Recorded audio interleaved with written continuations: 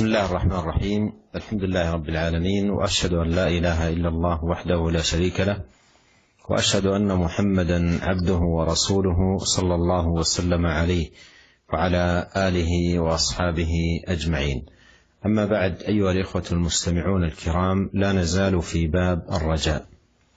أورد الإمام النووي رحمه الله تعالى حديث عتبان بن مالك، وهو ممن شهد بدرا، قال: كنت أصلي لقوم بني سالم، وكان يحول بيني وبينهم واد إذا جاءت الأمطار فيشق علي اجتيازه قبل مسجدهم. فجئت رسول الله صلى الله عليه وسلم فقلت له: إني أنكرت بصري، وإن الوادي الذي بيني وبين قومي يسيل إذا جاءت الأمطار فيشق علي اجتيازه، فوددت أنك تأتي فتصلي في بيتي مكانا أتخذه مصلى.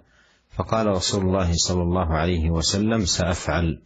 فغدا علي رسول الله صلى الله عليه وسلم وأبو بكر رضي الله عنه بعدما اشتد النهار، واستأذن رسول الله صلى الله عليه وسلم فأذنت له، فلم يجلس حتى قال: أين تحب أن أصلي من بيتك؟ فأشرت له إلى المكان الذي أحب أن يصلي فيه، فقام رسول الله صلى الله عليه وسلم فكبر، وصففنا وراءه فصلى ركعتين ثم سلم، وسلمنا حين سلم. فحبسته على خزيرة تصنع له، فسمع أهل الدار أي الحي والمنطقة أن رسول الله صلى الله عليه وسلم في بيتي، فثاب رجال منهم حتى كثر الرجال في البيت. فقال رجل: ما فعل مالك؟ لا أراه. فقال رجل: ذاك منافق لا يحب الله ورسوله. فقال رسول الله صلى الله عليه وسلم: لا تقل ذلك، ألا تراه قال: لا إله إلا الله يبتغي بذلك وجه الله تعالى؟ فقال: الله ورسوله أعلم، أما نحن فوالله ما نرى وده ولا حديثه إلا إلى المنافقين. فقال رسول الله صلى الله عليه وسلم: فإن الله قد حرم على النار من قال لا إله إلا الله يبتغي بذلك وجه الله. متفق عليه. قال رحمه الله: وعتبان بكسر العين المهملة وإسكان التاء المثنى فوق وبعدها ياء موحدة، والخزيرة بالخاء المعجمة والزاي هي دقيق يطبخ بشحم. وقوله ثاب رجال بالثاء المثلثة أي جاءوا واجتمعوا. هذا الحديث كسابقه فيه فتح لباب الرجاء عظيم جدا للمؤمن الموحد الذي يأتي بالعمل الصالح ويجتهد، وهو من أهل لا إله إلا الله. فإن النبي صلى الله عليه وسلم أخبر أن من قال لا إله إلا الله يبتغي بذلك وجه الله تعالى فإن الله قد حرم عليه النار. وهذا أيضا كسابقه فيه أن لا إله إلا الله لا تفيد بمجرد النطق المجرد، بل لا بد أن تكون صادرة من العبد عن صدق وعن إخلاص وعن ابتغاء وجه الله سبحانه وتعالى بذلك، وأن يكون منقادا إلى غير ذلك من ضوابط هذه الكلمة وشواهدها في كتاب الله وسنة نبيه صلوات الله وسلامه وبركاته عليه. والحديث هو من جملة الأحاديث التي فيها فتح باب الرجاء لأهل التوحيد وأهل لا إله إلا الله، الذين يخلصون دينهم لله عز وجل ولا يجعلون مع الله سبحانه وتعالى شريكا في شيء من العبادة. Bismillahirrahmanirrahim. Alhamdulillah. Segala puji dan syukur kita panjatkan kehadirat Allah Subhanahu wa taala atas segala limpahan karunia yang Allah berikan kepada kita. Salawat dan salam semoga senantiasa tercurahkan kepada suri tauladan kita, junjungan kita Nabi Muhammad sallallahu alaihi wasallam. Para pendengar dimanapun Anda berada, kita melanjutkan pembahasan kita dari Babur Raja dalam kitab Riyadhus Shalihin, dan kita sampai pada hadis yang dibawakan oleh Al-Imam Nawawi rahimahullah dari sahabat Itban bin Malik radhiyallahu taala anhu. Dan di mana Itban bin Malik radhiyallahu taala anhu termasuk dari para sahabat yang ikut serta dalam perang Badar.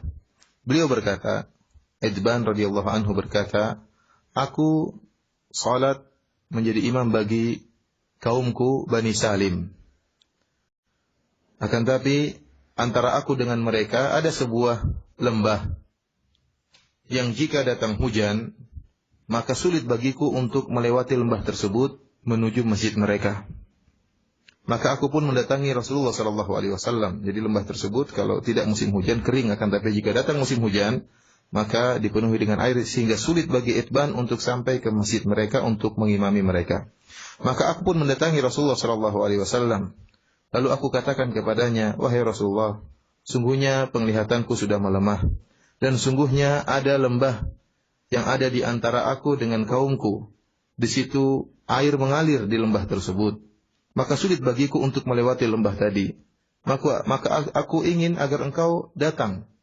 Dan engkau pun sholat di rumahku, di sebuah tempat di rumahku, sehingga aku akan menjadikan tempat tersebut sebagai musalla.